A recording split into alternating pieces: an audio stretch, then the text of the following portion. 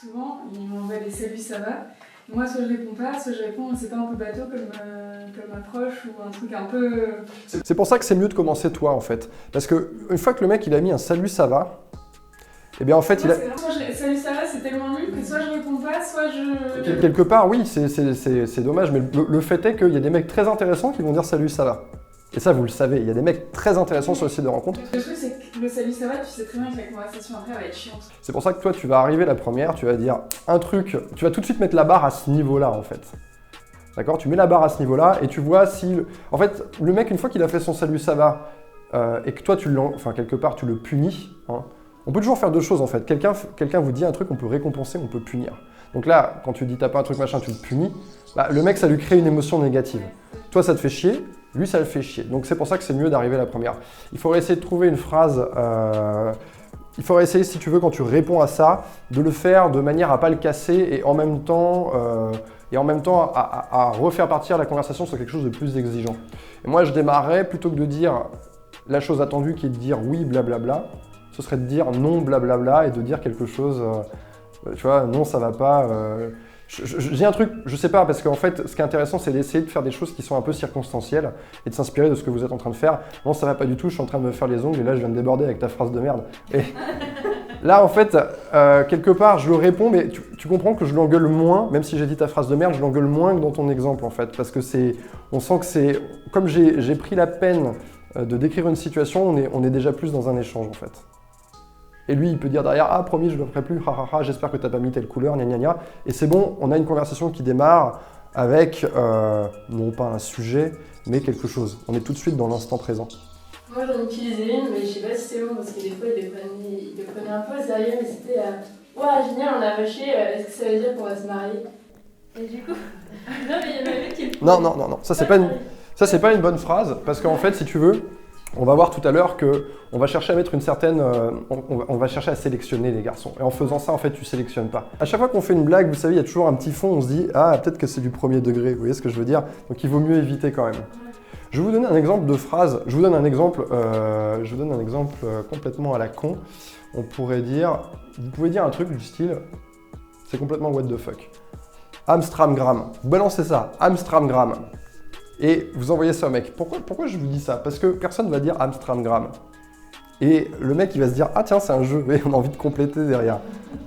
Est-ce qu'il va mettre une connerie? Est-ce qu'il va mettre pique et collégramme? Ou je sais pas, enfin, ça peut être n'importe quoi, mais en fait, essayez de mettre quelque chose qui sort de l'ordinaire, qui dit pas, je cherche un mec, je veux une relation sérieuse, parce que tu vois, il y a quand même cette idée, quand tu dis mariage, il y a quand même l'idée de relation sérieuse qui traîne là-dedans, tu vois ce que je veux dire? Donc ça, je suis pas fan. Donc essayez de trouver un truc un peu décalé comme ça. Et oui, ça, ce truc Instagram, vous pouvez l'envoyer à tous les mecs, c'est pas grave. Vous brisez la glace à première et déjà, vous avez une sélection en voyant déjà de quelle façon ils vont vous répondre. Ça va vous permettre déjà vous de faire un tri. Qu'est-ce qu'il me dit? Qu'est-ce qu'il dit derrière? Vous allez pouvoir percevoir, est-ce que c'est un mec qui a un sens de l'humour? Est-ce qu'il va être capable de trouver quelque chose? Est-ce qu'il va me parler de cul directement? Il y a des mecs qui vont réussir à le faire, même avec Amstramgram, j'en suis sûr. Je sais pas, ils vont faire une rime Amstramgram, envoie-moi un nude sur Instagram, je sais pas, ils vont faire un truc comme ça. Donc non, c'est tout à fait possible. Et il ne faut pas non plus, parce que ça c'est le truc qu'on voit le plus sur les sites de rencontres, et je suis quasiment sûr qu'il y a une de vous qui l'a déjà marqué dans sa description, c'est dire pas de plan cul SVP.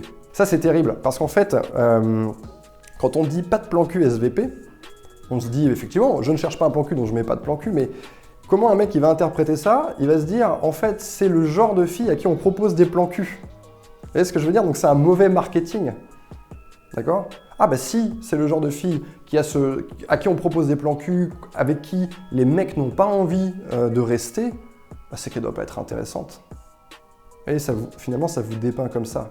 Donc en croyant jouer pour nous, en se disant voilà, je vais éloigner tous les charros qui traînent sur le site de rencontre, c'est surtout que ça les éloigne pas du tout.